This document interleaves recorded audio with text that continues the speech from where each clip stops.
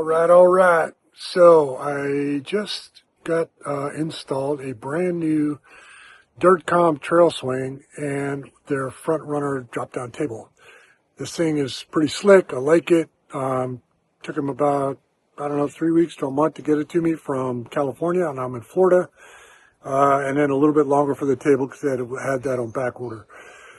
Now, the interesting part was there's a really good video that Dirtcom has on their website to walk you through, how to install the TrailSwing, how to install the drop-down table, on a 4Runner or a Tacoma or something like that, and then also how to do it on a smaller vehicle like what I have, an Outback Wilderness.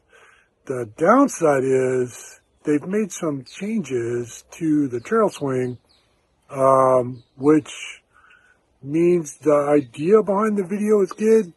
The implication or the application is just a little bit different because the tire mount is now changed, and so the holes don't line up the way they did for in the original install video. So I'll show you what I did, and hopefully that will explain things just a little bit.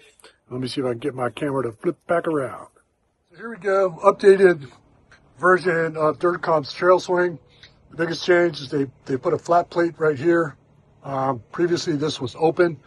The TrailSwing or the trail bracket is the same. The biggest other change that they made is they now have square tubing for the spare tire mount and a larger back plate. The previous version had two pieces of flat bar stock into like an X or T shape, and the upper bolt holes will go here, the middle ones will go here. So if you look down here, it basically spanned two sets of holes like this. With this bigger back plate, they recommend putting the upper mount bolts one set of holes down for a smaller vehicle like the Outback, and this mounts the tire in a good place where you can still see out the back window with no problems. But because this back plate is now larger, instead of being one hole down for the lower bolts, you're now another set of holes down.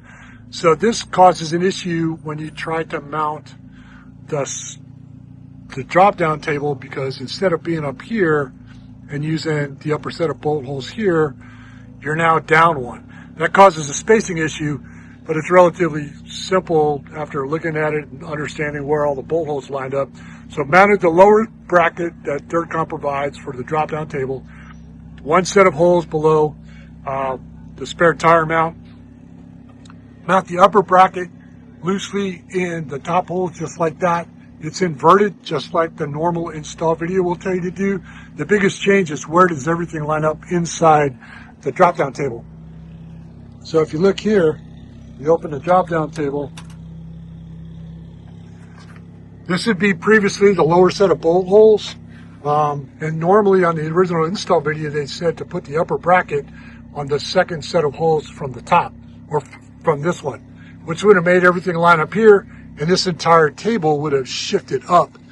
But because we have to be one set of bolt holes on the TrailSwing itself down, we've also got to move the upper bracket up one. So fortunately, all these measurements kind of line up.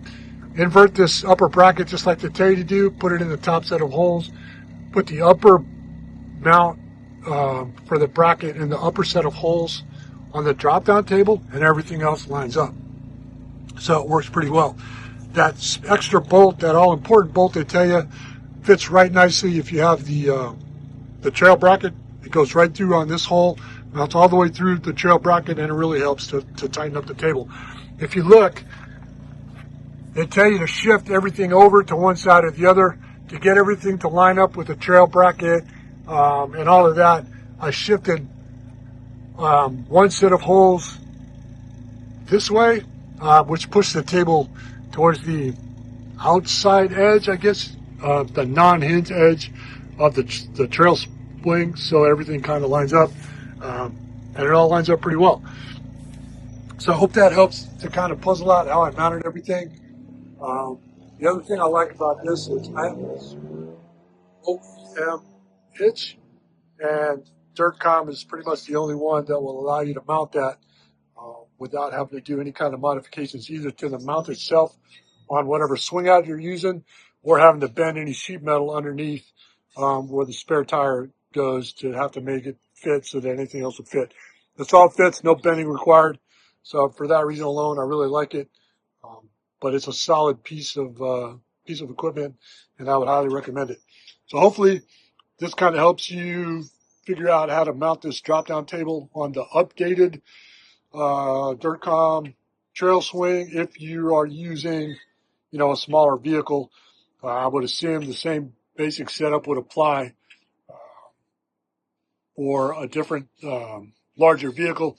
You may have to drill out those upper bolt holes to get everything to line up on the brackets, but I'll leave that up to Dirtcom to figure that part out. Drop me a comment below if you have any questions, and I'll do my best to answer them. So here we go. Tight necks out.